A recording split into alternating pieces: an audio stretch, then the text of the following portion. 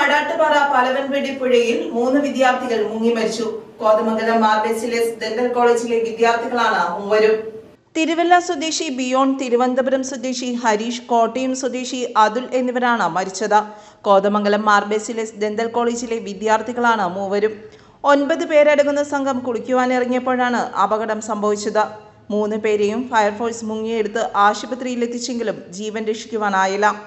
അപകടം പതിവായ ഇവിടെ മുന്നറിയിപ്പ് ബോർഡുകൾ വെച്ചിട്ടുണ്ടെങ്കിലും ആളുകൾ ഇത് അവഗണിക്കുകയാണെന്ന് കുട്ടമ്പുഴ പഞ്ചായത്ത് വൈസ് പ്രസിഡന്റ് എൽദോസ് ബേബി പറഞ്ഞു. കുട്ടമ്പുഴ പഞ്ചായത്തിൽ വടാട്ടുപാറയിൽ പലവമ്പുഴ ഭാഗത്താണ് ഇപ്പോൾ ഇന്ന് കോതമംഗലത്ത് ബെസോലിസ് ഡെന്റൽ കോളേജിൽ നിന്ന് വന്ന 9 അംഗ വിദ്യാർത്ഥികൾ, അതിൽ 3 പേരാണ് ഇന്ന് വടാട്ടുപാറ പലവമ്പുഴയിൽ പോയത്. ഒരാൾ വെള്ളത്തിലേക്ക് പോകുന്നത് കണ്ട് രക്ഷിക്കാനായിട്ട് 2 പേർ കയറി പിടിച്ചതാണ്. അങ്ങനെയാണ് 3 പേർ വെള്ളത്തിൽ പോയിട്ടുള്ളത്.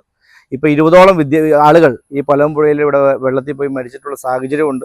നിരവധി അപകടങ്ങൾ ഉണ്ടാകുന്ന ഒരു മേഖലകളെയാണ്. പക്ഷേ ടൂറിസത്തിന് വലിയ സാധ്യതയുള്ള സ്ഥലം കൂടിയാണ്. അതുകൊണ്ട് നിരവധി ആളുകൾ ഇവിടെ സന്ദർശിക്കുന്നുണ്ട്. പക്ഷേ നിരവധി ബോർഡുകൾ വെച്ചിട്ടുണ്ടെങ്കിലും പുഴയിൽ പോകരുത്, അപകടമുണ്ട് എന്ന് കാണിച്ചുകൊണ്ട് നിരവധി ബോർഡുകൾ വെച്ചിട്ടുണ്ടെങ്കിലും പല ആളുകളും വന്ന് ടൂറിസ്റ്റുകളായിട്ട് വരുന്നവർ അത് ശ്രദ്ധിക്കാതെ വെള്ളത്തിൽ പോകുന്ന, അവിടെ വെള്ളത്തിൽ ഇറങ്ങുന്ന ഒരു സാഹചര്യം നിലവിലുണ്ട്. അപ്പോൾ തീർച്ചയായിട്ടും ഫോറസ്റ്റിൻ്റെ അധീനതയിലുള്ള മേഖലയാണ്.